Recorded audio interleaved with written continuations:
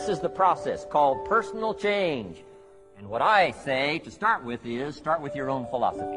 Your philosophy is going to determine whether or not you go for the disciplines or continue the errors that's called potential disaster.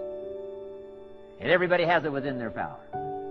Well, it was so happy for me to find out at age 25, Mr. Shove said, Mr. Rohn, you don't have to change country, but you do have to change philosophy. And if you'll change philosophy, not country, you can turn around your income, you can turn around your bank account, you can turn around your skills, you can become capable, powerful, sophisticated, healthy, influential, all the other equities that you could possibly want out of your life, using the only stuff there is and not trying to change any of this stuff. Appreciate all of this stuff with all of its ups and downs, with all of its mystery of why it works and sometimes it doesn't work. Don't challenge this. You don't have to ask for another planet. You don't have to ask for another country. Just ask for another book. Ask for another seminar. Ask for another idea. And you can start this whole process of personal life change. Now, I could spend the whole day on philosophy. That's where it is. If I could get you intrigued with that enough to study it, enough to ponder it, to where you would pick up the commitment like I did and say, hey, as simple as an apple a day, as simple as a walk around the block, why not start right there? If you don't start there, where else are you going to start? Might as well start where it's easy, and then go to the more complicated disciplines. Because if you can't handle the simple disciplines, how can you handle the complicated? Key. Philosophy. Here's number 2. Number 1, we're affected by philosophy. First major of the 5 major pieces. Number 2 is attitude. We're affected by how we feel. First, we're affected by what we know and the decisions we make. Second, we're affected by attitude. How we feel. And I gave that quick list. Let me give it to you. It's how you feel about the past. You've got to have a good attitude about the past. Use it as a school, not a club. Don't beat yourself to death with your past. Faults, failures, losses. Let the past be a school. Harsh school maybe. What else is new? Let the past be a school master to teach you. Not to threaten you, but to teach you. Next, it's how you feel about the future. Set your goals. We'll talk a little bit about that before we finish today. Goal setting. Promise of the future is an awesome force to affect your life every day. Without a future well designed, we take hesitant steps. And all you have to have is hesitant steps for 6 years. You'll be timid, driven into a corner, not boldly willing to go and take your portion, take your share. Okay. Next, it's how you feel about everybody else. Got to have a good attitude about everybody else, because it takes everybody else to make a market. One person doesn't make a family. One person doesn't make a business. One person doesn't make a corporation. One person doesn't make a community. One person doesn't make a nation. It takes all of us to make a dynamic economy, a nation second to none. It takes all of us to make the churches, make the economy run. It takes all of us to make the possibilities. All the gifts that have flowed in here the last 200 years, unprecedented in 6,500 years of recorded history. There's been nothing like it. The ethnic streams that have flowed in here brought their gifts, brought their talent, brought their skills, brought their inventions, brought their work ethic. All of it mixed together is called America. Been nothing like it in 6,500 years. And to miss the value of it by some, warped attitude about it, I'm telling you, you've missed it all. And if you have an appreciation for it all, you'll draw from it.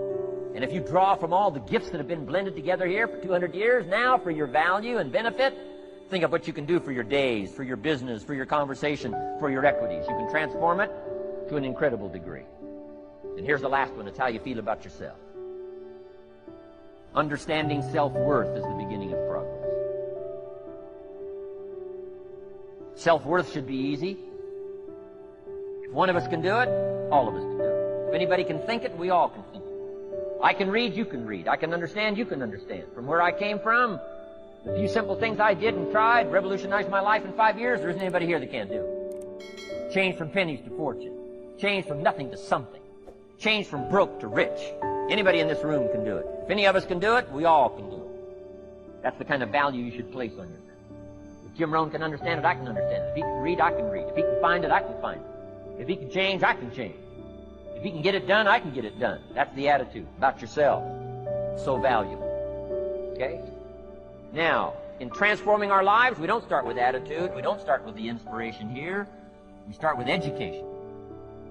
Somebody says, well, I expected you to just come get motivated today. Well, that probably won't do it. Somebody says, by now we should be standing on the chairs, waving a flag, singing the old gray mare. Get going here. No, that's not where you start. Life change does not start with inspiration. Life change starts with education. You've got to be educated to the point of where you might have messed up. My teacher put it in blunt, simple language. He only went to the 9th grade in school, so put it in simple language I could understand. He said, Mr. Rohn, after 6 years living in America, healthy American male, 25 years old, been working 6 years, 1 year of college, pennies in your pocket, nothing in the bank, behind on your promises. Shoaff said, I just got one simple explanation for that. You've messed up. Now, I could understand that kind of language. Substitute a Hershey bar for an apple means you've messed up. Should walk around the block, could walk around the block, won't walk around the block. You have messed up. And all you got to go is write down through the list. Don't need some teacher to come by and tell you. Be your own best teacher saying, hey, let me make a list of some places I've messed up. Because if I let this down, that probably affects the rest. And the answer is, that's true. So we don't start with inspiration. We start with education. Somebody says, well, just motivate this guy. He'll be all right. Just motivate him. Get him turned on. Probably not. The guy's an idiot. You motivate him. Now you got a motivated idiot. So we start with education. What's the first education? If it isn't going well and you live in America, you have messed up. You don't need to change countries. You say, well, the country's messed up. That's like cursing the soil and cursing the seed and the sunshine and the rain, which is all you got. Don't curse all you got. When you get your own planet, you can rearrange this whole deal. This one, you got to take like it comes. So, number 2 was attitude. Here was number 3, activity. This is the work part, the labor part. Taking action. The activity is the miracle working piece. Miracle being something we don't quite understand how it works. Doesn't mean it doesn't work. It means we just don't quite understand how it works. Miracles work. God says. Now, I'm an amateur on God, but here's my best analysis. God says, if you'll plant the seed, I'll make the tree. Now, that's a good arrangement. Number 1, gives God the tough end of the deal. What if you had to make the tree? That'd keep you up late at night trying to figure out. Say, no, I'm telling you, the mystery and the miracle of this stuff has already been set up. God says, I got the miracle going, I got the seasons going, I got some sunshine and some rain, and I'm God. But the way I've arranged it, I just need somebody to plant the seed, not chant. Don't have to rub a crystal and sleep under a pyramid. This stuff's too easy. Getting rich is too easy. Changing your life is too easy. Forget all that. Massive bombard, affirmation, forget all that. My opinion.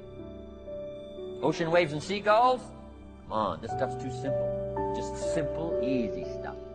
But if you neglect it, that's how it piles up. If you're willing to straighten it out.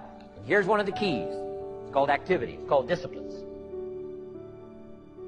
Turning wisdom from your philosophy and inspiration, strengthening of attitude, faith, courage, commitment, all this stuff that comes from attitude.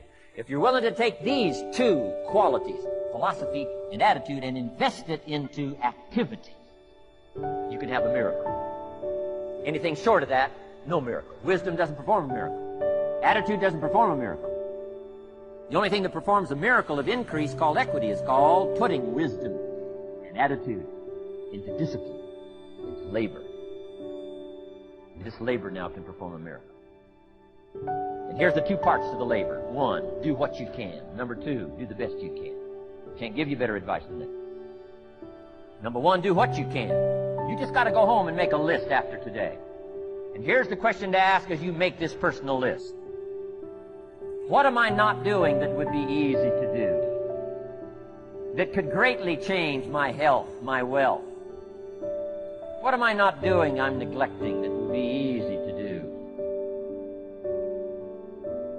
Let's go home and answer that question personally. You don't have to put the answers on a public bulletin board. This is just all personal stuff.